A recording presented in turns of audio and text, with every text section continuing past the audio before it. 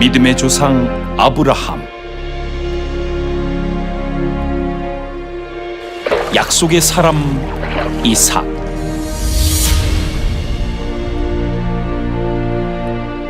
하나님과 씨름한 야곱, 하나님 마음에 합한 사람 다윗. 이 모든 것이 예수 그리스도의 계보.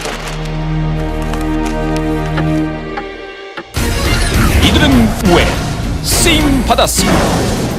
이들은 왜 계보에 속하였는가? 그리스도의 계보 속에 숨겨진 축복의 비밀을 밝혀보자. 사랑하는 성도 여러분, 안녕하십니까? 예수가 오시는 대로의 진행을 맡은 윤석전 목사입니다. 오늘 또 마태복음 족보를 통해서 하나님께서 인류의 구원의 역사를, 예수 그리스도를 이 땅에 보내셔서 그 생애를 통해서 이루게 하시는 그 복된 시간을 탐색해 보겠습니다. 마리아는 갈릴리 나사렛에 사는 한 처녀였고 요셉과 정혼한 상태였습니다. 그런데 천사가 마리아에게 나타나서 말합니다. 네가 잉태하여 아들을 낳을 것이니 그 이름을 예수라 하라. 마리아는 그 명령에 순종합니다. 어떻게 이런 순종이 나올 수 있었을까요? 이것은 곧 자신의 죽음을 의미할지도 모르는 위험한 처지가 되는 것이기도 합니다. 바로 마리아의 믿음 속에서 이렇게 역사하시는 우리 예수님, 만약에 나는 정혼한 상태이기 때문에 아이를 가질 수 없습니다라고 말했더라면 마리아는 예수 그리스도가 이 땅에 오시는 대로에서 제외됐을 것입니다. 그는 바로 수용한 것은 예수님을 이 땅에 출산하는 전 세계의 처녀로서 처음에 있는 순간이요, 또 예수 그리스도를 만나는 출구의 시간이기도 했습니다. 오늘 또 귀한 말씀을 전해주실 두 교수님들이 나와주셨습니다. 안녕하세요. 오늘 또 서울 장신대 겸임 교수시며 한국 성서지리 연구원장이신 홍순아 교수님 나오셨습니다. 반갑습니다. 또한 예수님이 오시는 대로의 족보를 복음적인 관점에서 현실적으로 가장 선명하게 설명해 주실 침례신학대학교 신학과 교수이신 김성계 교수님 나와주셨습니다. 교수님 반갑습니다. 우리 김 교수님께서는 예수가 오시는 대로의 1회, 2회에 출연해 주셔서 아주 은혜롭게 말씀해 주셔서 김 교수님이 다시 나오기를 많이 기대하기도 했습니다. 이번에는 예수님께서 이 땅을 밟으시고 그리고 활동하시는 대로를 은혜롭게 설명해 주실 텐데, 그 하나님의 섭리가 펼쳐지는 가슴 설레이는 부분들입니다. 함께 해주셔서 너무 감사드립니다. 앞으로 우리 교수님께서 어떻게 지금 예수님이 방금 이제 우리 눈앞에 보일 수 있는 족보의 마지막 시간에 어떻게 예수 그리스도의 대로를 어떤 방향으로 설명해 주실지 잠시 말씀해 주시면 우리 시청자들이 은혜가 되리라고 생각합니다. 마리아와 요셉을 통해서 출생하신 예수님, 오실 예수님, 또 오신 예수님, 다시 오실 예수님, 이 구도 속에서 설명드리려고 합니다. 다시 오실 예수님, 이제 역시 그것도 주님이 오시는 대로 속에서 아름다운 내일의 대로가 되리라고 생각합니다. 자, 그럼 말씀을 나누기 전에 오늘 진행할 성경의 세계 속으로 잠시 들어가 보시겠습니다. 예루살렘 북쪽으로 91km, 갈릴리 호수에서 남서쪽으로 19km를 가면 나사렛 성읍이 나온다. 나사렛 성읍을 지나 시내에 들어서면 가장 먼저 눈에 띄는 원형 모양의 큰 건물이 있다. 이 건물이 바로 수태고지 교회다. 수태고지 교회는 처녀인 마리아가 천사 가브리엘에게 예수님을 잉태하리라는 예고를 받는 장소에 세워진 교회로 1969년도에 완성되었다. 보라, 네가 수태하여 아들을 낳으리니 그 이름을 예수라 하라. 마리아는 하나님이 보낸 가브리엘 천사를 향해 주의 계집종이오니 말씀대로 내게 이루어지이다 하고 고백했다.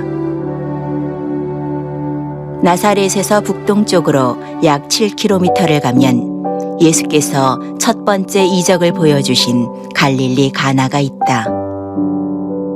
예수님과 제자들은 혼인잔치에 초대를 받았는데 포도주가 떨어지자 예수님이 물을 포도주로 바꾸는 이적을 일으켰다. 인류 구원을 위해 십자가 고난의 길로 향하는 예수님의 대로는 이후 뚜렷한 흔적을 남기며 활짝 열리게 된다. 방금 마리아에 관련된 지역을 보셨습니다. 오늘은 예수께서 오시는 대로의 마지막 출산인 마리아를 통해서 예수께서 오시는 시간을 만나보려고 합니다. 그럼 먼저 예수께서 구원주로 이 땅에 오시는 구약의 예언에는 어떤 것들이 있는지부터 알아보겠습니다. 우리 김 교수님께서 이제 항상 예수님은 이 땅에 오실 때나 앞으로 무슨 일을 할 때나 예언을 통해서 오셨는데 어떤 예언이 있었는지. 예, 그렇습니다. 예수님 출생은 어느 날 갑자기 이루어진 것이 아니고 구약 성경의 이사야라든지 호세아, 미가서에서 예언된 것이 성취됐습니다. 그래서 마태복음에 나오는 내용들도 이렇게 말씀하신 바가 이루어졌다라는 약속과 성취죠. 그래서 동정녀 탄생도 그렇고 베들레헴 출생이라든지 나사렛 출신 그리고 이집트 피신 이 모든 것이 다 구약에 예언되었고 신약에 성취가 되었습니다. 우리 많은 시청자들이 예수님의 족보를 통해 이 땅에 오실 때 족보만 있다고 생각하실 수도 있습니다. 오늘 김 교수님 말씀하신 대로 족보가 이 땅에 나타나면 예수가 오시는 길을 차근차근 시대에 따라 예언하셔서 그 예언대로 사람도 사용하시고 지역도 사용하시고 환경도 사용하시고 다른 나라도 사용하시는 그런 모습을 바라보면서 그래서 예수가 오시는 대로는 그 예언이 이루어졌기 때문에 이분이 예수라는데 태어나면서부터 이후의 여지가 없도록 예언의 성취자가 아닌가 이렇게 생각해 봅니다. 누가복음 1장에는 이제 마리아에게 천사가 이제 나타나서 네가 성령으로 잉태해서 아들을 낳을 것이다 라고 이제 마리아에게 알립니다. 얼마나 마리아가 당황하면서 마리아가 좋기도 했을까요? 근데 이때 마리아는 저는 주의 계집종입니다. 그러나 주의 말씀이 내게 이루어지이다 이렇게 말합니다. 하면서 받아들입니다. 당시 참 정혼한 여자가 정혼한 처녀가 남자와 아무 상관도 없이 임신하면 사실 그 유대 율법에 뭐 반드시 죽는다는 사실은 분명한데 그럼에도 불구하고 큰 환난을 겪을 텐데도 마리아가 어떻게 이것을 순종했을까 생각할 때 김 교수님 좀 설명해 주시면 시청자들이 하면 은혜가 될 것입니다. 아마 마리아도 우리가 똑같았을 것입니다. 그래서 아마 천사가 나타났을 때 마리아에게 뭐니 무서워하지 말라라고 말을 하죠. 그것이 한 무서운 상황을 충분히 예측했을 겁니다. 무서워 말라, 결국 두려워 말라. 그 당시 관행이라든지 또 관습도 있었고 잘못하면 돌에 맞아 죽어야 됐고 여러 가지 또 오해도 있을 수 있고 또 집안 망신도 당할 수 있고 그럼에도 불구하고 마리아는 순종하면서 예수님의 수태를 굉장히 중요하게 여겼습니다. 그 순종이 그 두려움을 떨쳐내고 나에게 그 일이 이루어지기를 기대하는 말을 했던 것입니다. 사실 김 교수님은 그때 보면 그 율법에 의해서 요한복음 8장에도 가늠한 여인을 돌로 쳐 죽이지 않았습니까? 쳐 죽인다고 오지 않았습니까? 예수님 아니었으면 죽었겠죠, 그 여인도.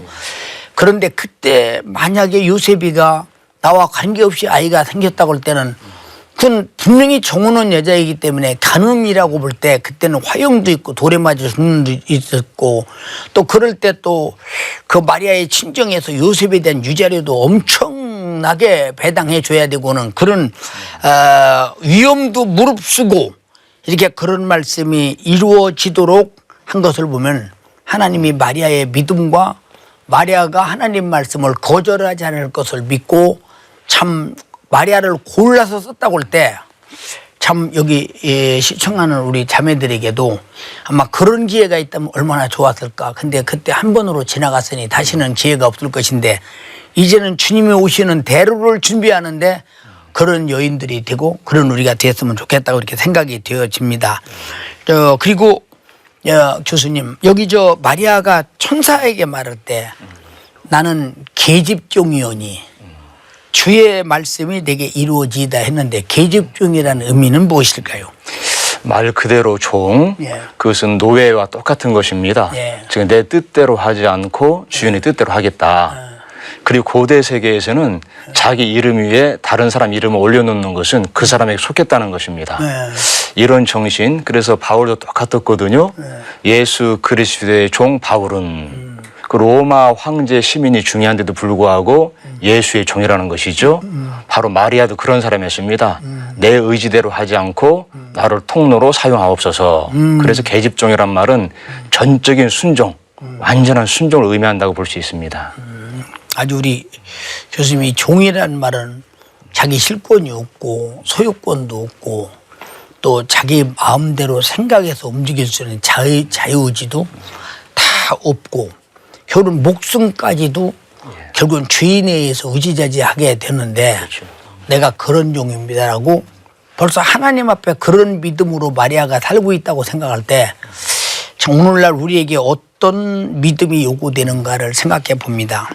우리가 다시 한번 좀 보충해서 설명하자면 우리 마리아 아브라함의 아내 사라가 시집갈 때 하가리를 데리고 이렇게 시집을 갑니다.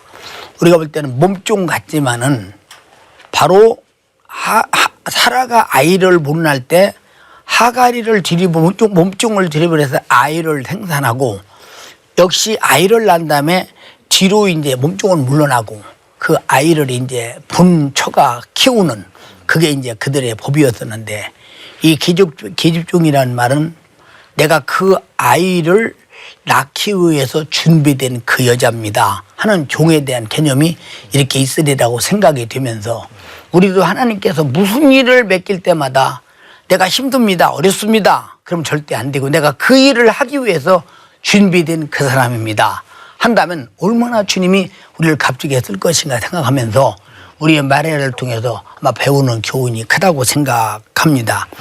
예수님께서 이 땅에 오시는 곧 출산의 시간을 지금 다투고 있습니다. 마리아가 성령으로 예수님을 잉태한 후에 사가랴의 이제 집에 가서 엘리자벳에게 갑니다. 그때 엘리자벳도 임신 중이었습니다. 아이를 가졌었는데 그때 아마 6개월이나 됐을 것입니다. 그녀가 마리아에게 말합니다. 당신의 인사말이 내게 들릴 때 내 뱃속에서 아이가 기뻐서 뛰어놀았습니다. 이 아이가 바로 침례 요한입니다.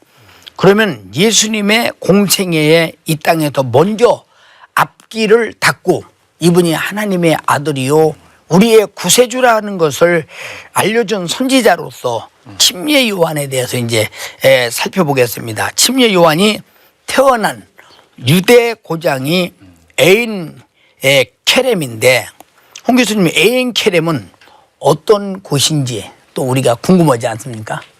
예, 에인 케렘이라 하는 이 말은 지명으로서 성경에는 안 나와 있습니다.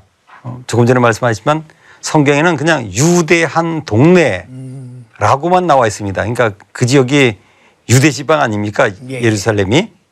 그런데 이제 그곳을 이제 많은 분들이 그 지금의 에인 케렘이라고 하는 동네로 확정했습니다. 그래서 이 에인 케렘은 지금의 예루살렘에 있습니다.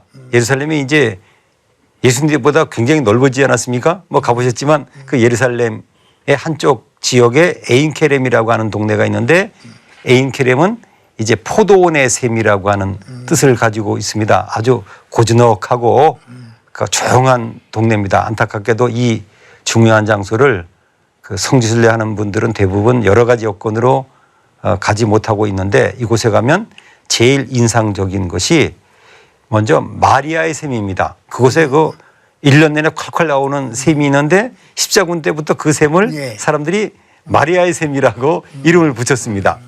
그리고 이제 그 옆에 가보셨지만 큰 교회가 있는데 그게 바로 이제 세례 요한 탄생 기념 교회죠. 그러니까 사가랴의 집이 그곳으로 보여집니다. 그래서 그곳에 가면 이제 동굴이 있는데 거기서 세례 요한이 태어났다고 하죠. 그래서 이것은 원래 비잔티 시대 때 예배당이 있었습니다. 그런데 이제 모슬렘이 장악하면서 그것을 이제 뭐 대상들의 숙소로 썼다 그럽니다. 그런데 그 프란치스코 회라고 하는 그 단체가 있습니다. 저는 그 단체에게 되게 고마움을 느끼고 부러워하는 것은 가보셨지만 중요한 장소들은 다 그 사람들이 차지하고 발굴하고 유지하고 있지 않습니까? 그들이 1485년에 그곳을 자기네가 매입했습니다. 그리고 17세기 때 교회를 졌다가 이제 1897년에 그 건물을 다시 잘 져서 오늘날 모양이 되었습니다. 그리고 그 옆 언덕에 가면 또 예쁜 교회 하나가 있는데 그것이 바로 마리아 방문 기념교회입니다. 그래서 저는 그 동네를 이렇게 이름 붙이고 싶습니다. 세례 요한의 동네. 그래서 성경에는 그냥 유대 한 동네라고. 그때 그 당시 그 동네 이름이 글쎄 있었는지 무엇인지 모르지만 이제 그렇게만 기록이 돼 있는데 오늘날은 그것을 바로 예루살렘에 있는 에인 케렘이라고 하는 마을이 되었습니다. 그게 유대한 동네라고 이렇게 말하면 유대 땅 온 땅의 어느 동네냐 이 참 굉장히 참 그 애매한 그런 그 상황 속에서 찾기가 얼마나 힘들겠습니까? 그러나 성지 고고학자들을 통해서 그렇게 지금 지역의 어느 곳이라고 할 때는 바로 찾아갈 수 있는 그런 그 상황 속에서 우리가 들어볼 때 참 고고학자들이나 이 성서 지리학자들이 우리 성지 순례객들에게 얼마나 편리하고 좋은 시각을 보여주는가 생각할 때 우리 홍 교수님도 우리 대한민국에서 가장 이 성지 순례 뭐 1인자라기보다 하나님이 제일 크게 쓰시는 분이 되셔서 오늘 이렇게 이런 프로그램에 나오셔서 항상 말씀해 주실 때마다 그저 이 프로그램을 시청하는 여러분과 함께 고맙게 생각합니다. 그저 감사합니다. 자, 이 시간은 우리 방청객들 중에서 지금 말씀을 들으시고 두 교수님들께 질문을 하시게 될 것입니다. 궁금한 점이 많을 겁니다. 질문 받겠습니다. 홍 교수님께 질문 드리겠습니다.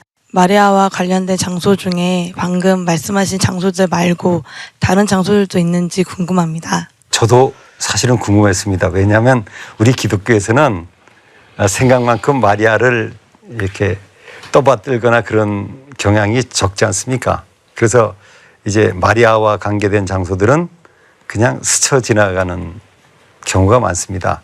그런데 한 3곳 정도를 소개해 드릴 수 있을 것 같습니다. 이제 다윗의 무덤과 마가의 다락방이 있다고 하는 그 언덕을 지금은 시온산이라 그럽니다. 물론 예루살렘의 한 언덕이죠. 거기에 가면 이제 마리아 영면교회라고 하는 아주 크고 예쁜 예배당이 있습니다. 그것은 이제 독일에서 기증한 땅을 터키 때 이제 건축해서 그 마리아가 그곳에서 뭐 누우셨다 뭐 그런 전승이 있습니다. 그보다 더 중요한 것이 그 겟세마네 동산이 있는 그 기드론 시내에 가면 이제 스데반 문 쪽으로 가다 보면 오른쪽에 이렇게 내려다보는 깊숙한 곳에 그 중요한 유적이 있습니다. 그 중에 하나가 바로 겟세마네 동굴입니다. 대부분 이제 성지순례객들이 시간 때문에 스쳐 지나가지만 이제 제자들이 예수님을 기다렸다고 하는 그 동굴이 있고요. 그 바로 옆에 이제 48개 계단으로 아래쪽으로 이렇게 내려가면 그 지하에 그 예배당이 있습니다. 그곳이 바로 그 마리아가 그 죽은 그 무덤이 있는 곳이라고 하는 전승이 있어서 그곳을 이제 중요하게 여기놓고 마리아와 관계됐습니다. 근데 또 특별한 것이 있습니다. 그것은 바로 그 터키입니다. 터키에 가면 그 에베소라고 하는 성경의 유명한 그 에베소서 하면 생각나는 그 큰 유적지가 있는데 그곳에서 떨어진 언덕에 가면 그 마리아의 집이라는 곳이 있습니다. 그것은 이렇게 알려져 있습니다.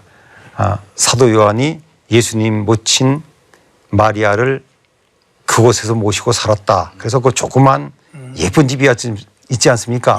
그래서 이제 그곳을 마리아의 집이라 그러는데 또 여러 가지 사정으로 우리 성지순례객들은 마리아의 집을 대부분 지나가고 말지만 특별히 카톨릭이나 이런 쪽에서는 꼭 그것을 방문하는데 어쨌건 그 성경에 직접적으로 안 나왔지만 요한에게 예수님께서 내 어머니라 그러지 않았습니까? 모시라고. 그래서 이런 아름다운 그 전승이 남아 있는 곳이 그 터키의 에베소 유적 바로 옆에 언덕에 있습니다. 그 마리아의 그 집을 이렇게 기념 교회 집을 가보니까 여성스럽게 이렇게 이쁘기도 하더라고요. 거기서 생각해 봤습니다. 예수님이 십자가에서 참 요한에게 예수를 네 어머니라고 맡길 때 반모섬에 유배되었다가 나와서 예배소 교구를 이렇게 다시 재건할 때 아마 그때 아마 마리아를 거기다 또 모셔다가 아마 함께 살다가 거기서 마리아가 세상을 뜨지 않았나 이런 생각을 해보기도 했습니다. 홍 교수님, 예수께서 이제 공생애를 이렇게 시작하면서 첫 번째 이제 이적을 일으키신 곳이 갈릴리 가나에서 열린 혼인잔치의 사건입니다. 여기서 아들 예수에 대한 마리아에 대한 그 믿음이 이렇게 나타납니다. 먼저 공간을 알아야 그 사건이 더욱 생생하게 우리에게 다가오면서 성경이 확신이 되어지게 되는데 가나가 어떤 곳인지 설명을 좀 자세히 해 주시면요. 예, 가나는 참 재미있는 것은 지금도 가면 가나라고 하는 이름을 그대로 쓰고 있지 않습니까? 예. 또 이곳은 가면 또 특별히 그 아랍인들이 많이 사는 동네가 되었습니다. 그런데 그 이제 나사렛 가까운 곳에 있는 이곳은 이제 전통적으로 그 예수님께서 포도주의 그 기적을 일으킨 최초의 기적을 일으킨 그곳으로 봅니다. 그래서 한 3세기 때부터 사람들이 성지순례를 다니기 시작했고요. 그 다음에 이제 비잔치 시대 때 교회가 지어졌고요. 또 지금도 이제 그곳에 가면 교회가 2개가 있지만 특별히 1897년에 지은 그 기념 교회가 있어서 성지순례 하는 분들이 그곳을 방문합니다. 그래서 또 그곳에 가면 목사님도 가보셨지만 입구에 나다나엘 기념 교회도 있지 않습니까? 예. 그래서 이 가나는 바로 그 예수님께서 처음으로 기적을 일으킨 그 장소로 알려져 있습니다. 근데 우리가 조금 알아야 될 상식이 있습니다. 그것은 이제 레바논에도 가나라고 하는 마을이 있습니다.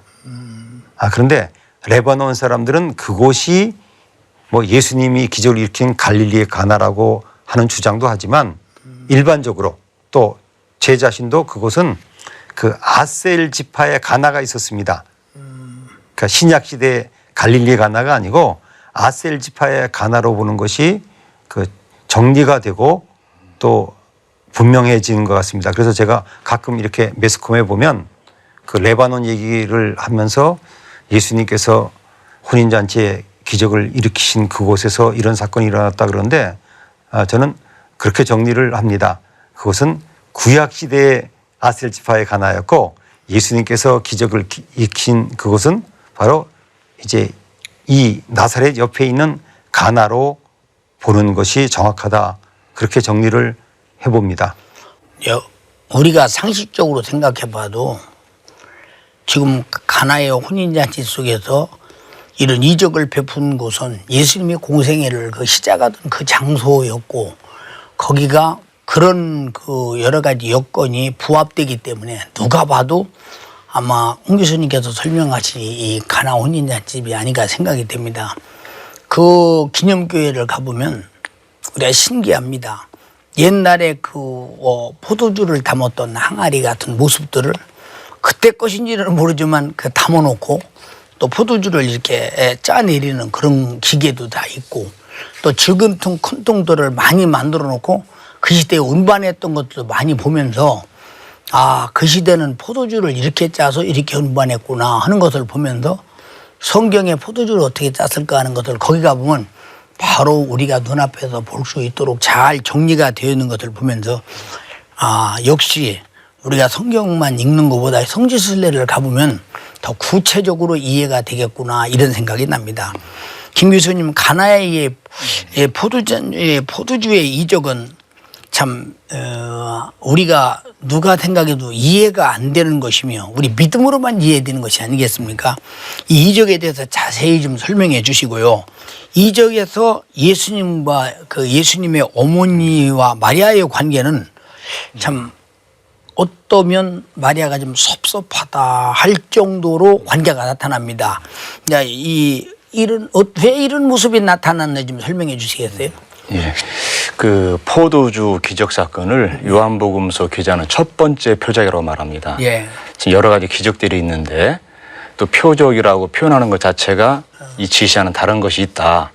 그래서 예수님 어머니도 예수님도 제자들도 초청받은 그런 자리인데 마침 포도주가 떨어졌고 그 당시 통상 포도주가 떨어지면 혼주가 책임이 있습니다. 예. 그런데 예수의 어머니가 포도주가 떨어졌다 말하는 것을 볼 때 아마 무슨 특별한 관계가 있을 것이다 짐작할 수가 있는데 예.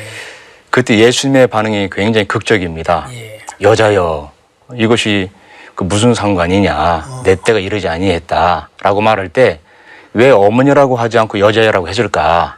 그건 첫 번째 표적인데 요한복음서가 기자가 이것을 놓치지 않고 정확히 기록했습니다. 여기에서 우리가 알 수 있는 것은 마리아도 그랬습니다마는 이미 혈통적인 관계를 떠난 것입니다. 비록 그 혼인잔치가 개인적인 관계 있을지라도 예수의 사역은 그런 사적인 것도 공적으로 다 바꿔놓았습니다. 그래서 여자여 어머니가 아니라 여자여라고 할 때 그 마리아의 역할은 예수님의 대로를 준비하는 협동사역이었지 어머니로서 역할은 아니었습니다. 이런 면에서 우리가 참 배울 교훈도 많이 있습니다. 우리 교수님 말씀을 들으면서 예수님의 공생애와 하나님의 아들을 출생하는데 마리아는 사용되었을 뿐이지 그건 혈통의 어머니가 아니기 때문에 여자여라고 할 때부터 바로 나는 공생애를 시작하면서 오늘까지 예수가 오시는 길에 대로로 사용되었을 뿐 서로 혈통적인 관계는 아니요.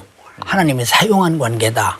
이런 점에 대하여 마리아도 알았을 것입니다. 왜냐하면 마리아가 천사의 말을 듣고 성령으로 잉태해 아들을 낳으리 이름을 예수라 했으니 분명히 하나님이 나를 쓰셨구나 하니까 그가 하나님의 아들이요 하나님인데 당연히 여자여 할지라도 섭섭하지 않은 것은 이미 마리아가 그가 하나님의 아들임을 알았기 때문에 하나도 섭섭하지 아니하고 그저 종들에게 시켜서 저분이 시키는 대로 해라 할 때 벌써 마리아는 자기 자신의 비록 생모지만 생모의 위치를 떠나고 하나님의 아들로 모시는 이런 모습을 아마 가나 혼인잔치에서 보게 되면서 우리가 거기서 마리아와 예수님의 관계를 이런 관계였구나 하는 걸 느끼면서 우리 김 교수님 말씀에 참 큰 공감이 갑니다. 예수님의 십자가 사건과 이 승천이라는 예언의 성취의 대로가 열린 후 마리아는 제자들과 함께 마가다락방에 와서 전혀 기도에 힘씁니다. 그리고 이곳에서 예수님이 승천한 후 열흘이 되던 해 성령이 바람같이 불같이 나타나는 현상을 체험하게 됩니다. 근데 이 마가다락방 하면 다락방이라는 곳이 우리가 볼 때는 사실 이렇게 그냥 벽장 같은 곳이라고 생각하는데 이 마가다락방이 어떤 규모며 이 장소가 어떤 장소인지 좀 설명해 주시면 좋겠습니다. 홍 교수님께서. 예. 사실은 이제 우리가 그 성지순례를 가가지고 이제 마가의 다락방이라고 다 그 2층에 있는 그곳을 가서 기도도 하고 설명도 듣고 그러는데 저부터 처음엔 좀 의아했습니다. 그 상식적으로 보면 그 예수님 때 건물이 지금까지 남아 있지 않는데 어떻게 이게 그 다락방일까 그런 의문을 가졌습니다. 근데 대부분 뭐 그냥 설명하는 대로 듣고 그런구나 이렇게 은혜를 받고 왔는데 이제 그 기록을 보면 그 135년경에 이제 예루살렘에서 마가의 다락방이라고 보고 있는 그 다락방이 있는 건물이 있다고 하는 기록도 있습니다. 그런데 이제 이 지역에 14세기 때에 이제 건물이 지어져 있습니다. 교회가. 그런데 참 교묘하게인지 공교롭은지 그 가보셨지만 바로 옆이 유대인들이 그 다윗 왕의 무덤이 있는 건물이라고 하는 전승이 있지 않습니까? 그렇죠. 예. 그래가지고 이게 이제 문제가 시끄러져 가지고 모스크가 되었다가 지금 오늘날까지 이렇게 그 묘한 건물 그것이 되어 가지고 우리에게 전해져 오고 있습니다. 그래서 이 마가의 다락방은 그 이제 아래쪽으로 내려가면 1층에 그 유대인들이 최고의 성지로 여기는 다윗의 무덤이 있지 않습니까? 그렇죠. 그래서 저는 그곳에 가면서 이렇게 느낍니다. 어느 정도까지 고증인지 아닌지 우리가 완전히 확인할 수는 없지만 참 신기하지 않습니까? 아래층 건물에는 다윗의 무덤이라고 믿고 있기에 특별히 유대인들이 와가지고 가보시면 알지만 뭐 하루 종일 와가지고 성경 읽고 뭐 찬양하고 기도하고 있습니다. 근데 거의 같은 건물이죠. 그렇죠. 그 2층으로 가면 또 마가의 다락방에 우리 기독교인들이 와가지고 기도하고 찬송 부르고 은혜 받고 물론 이제 그 지역을 아시는 대로 예전에는 예루살렘 전체를 시온산이라 그랬는데 지금은 이제 그 언덕을 시온산이라고 부르는 지명이 되지 않았습니까? 그래서 이 마가의 다락방이라고 믿는 곳은 예루살렘의 시온문 바깥에 있는 시온산이라고 부르는 그 언덕 위에 있는 건물의 2층 그곳을 마가의 다락방으로 믿고 있고 또 아래층에 다윗의 무덤이 있다. 그렇게 이해하시면 되겠습니다.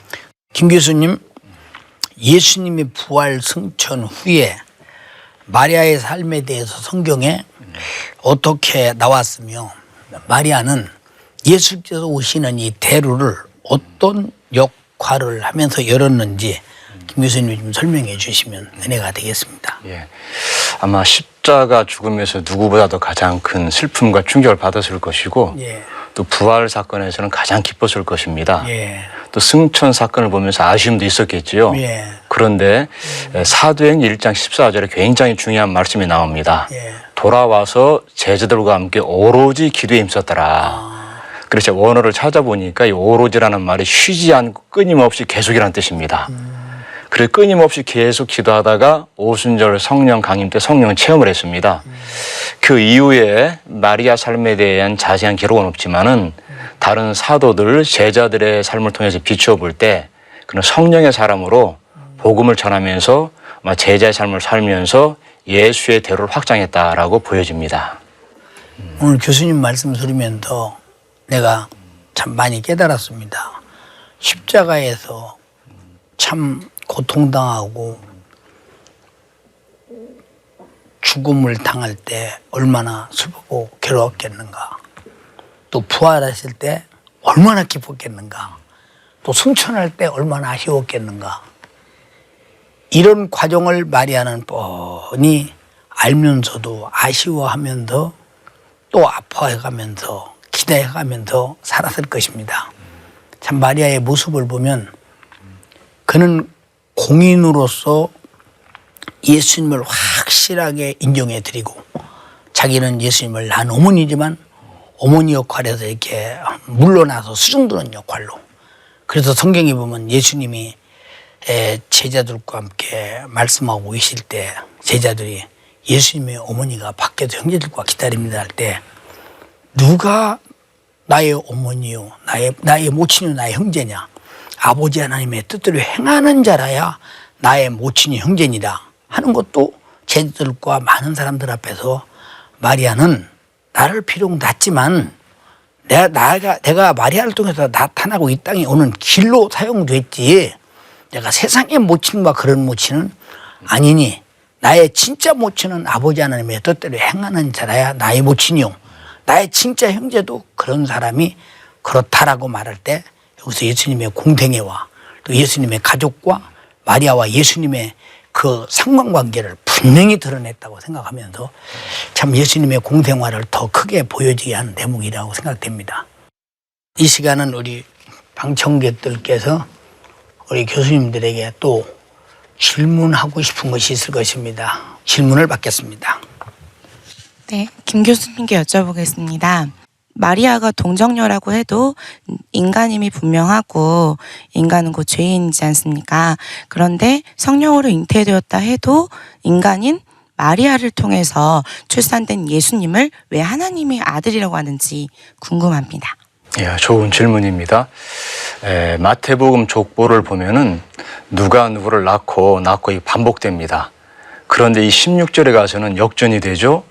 누가 누구를 낳고가 아니라 마리아에게서 예수께서 나오셨다고 말합니다. 그래서 마태복음 족보는 누가 누구를 낳는 것이 주체가 아니라 예수님이 출생의 주체가 되는 겁니다. 마리아에게서 나오셨다.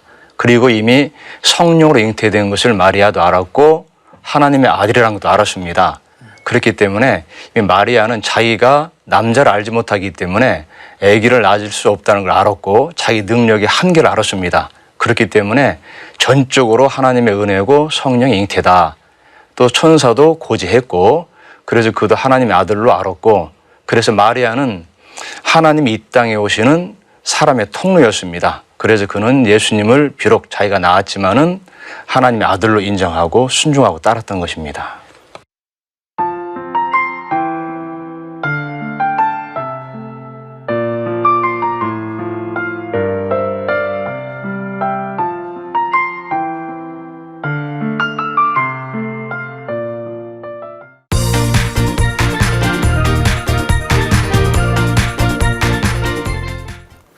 자, 이 시간은 시청자 여러분들에게 드리는 시간입니다. 퀴즈 시간입니다. 예수께서 승천하신 후 마리아가 자신의 다른 아들들과 제자들과 함께 기도했던 장소는 어느 곳인가요? 예수께서 승천하신 후에 마리아가 자신의 다른 아들들과 제자들과 함께 기도했던 장소는 어느 곳인가요? 지금 아까 홍 교수님께서 말씀 주셨는데 여러분이 잘 들으셨으리라고 생각됩니다. 아래로 나가는 주소로 정답을 기록해서 보내주시면 추첨해서 제가 쓴 책과 교수님들이 쓴 명저서를 선물로 보내드리겠습니다. 아마 여러분들이 읽으면 큰 도움이 되리라고 생각됩니다.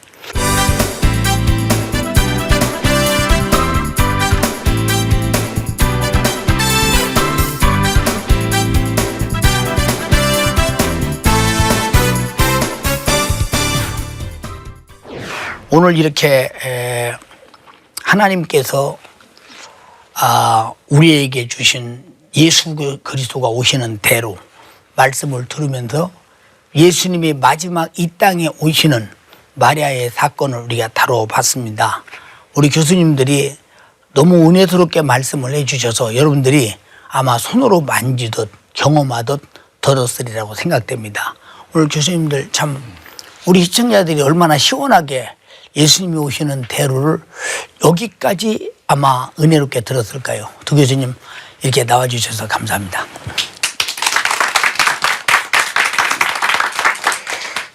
마리아가 정혼한 여자였습니다. 그 남편 될 사람은 요셉이었습니다. 아직 그런 정결한 처녀, 동정녀라고 말했습니다. 동정녀라는 말은 흠도 없고 점도 없고 깨끗한 순결을 가진 처녀라는 것입니다. 그를 통해서 하나님의 아들 예수를 출산할 때 아들을 낳으라고 말 때 내가 사내를 모른다고 했습니다. 그러나 내게 낳는 아이는 하나님의 아들이라고 했습니다. 그때 그는 주의 계집종이니 주의 말씀이 내게 이루어지이다. 나는 그 아들을 낳기 위해서 준비하고 준비된 그 여자입니다. 확실하게 하나님 앞에 말씀합니다. 그리고 그 말씀이 내게 이루어지이다 말합니다. 그리고 그는 예수를 수태하게 됩니다.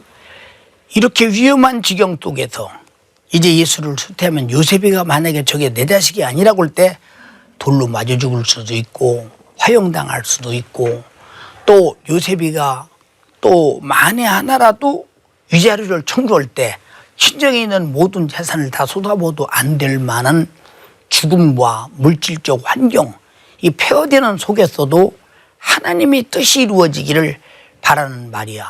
하나님은 그를 알았습니다. 그는 또 하나님이 하시는 일에 그런 준비가 돼 있었습니다. 이런 사람에게 하나님의 아들을 생산하는 축복이 있습니다. 시청자 여러분, 우리가 교회에서나 신앙생활하면서 이건 내가 힘들어도 못하겠고 이건 내가 할 수 있고 그렇다면 하나님이 우리를 어떻게 큰일에 쓰시겠습니까? 주님이 나를 쓰신다고 할 때 바울처럼 베드로처럼 제자들처럼 죽음이 눈앞에 보여도 아멘 그리하옵소서 하며 사용당한다면 하나님이 오늘날 제2, 제3, 제4 마리아같이 하나님의 아들을 생산하게는 사용되지 않지만 하나님의 큰일에 쓰여질 것입니다. 그렇게 사용되고 싶지 않습니까? 여러분의 선택이 중요합니다. 사용되어서 축복받는 여러분 되시기 바랍니다. 감사합니다.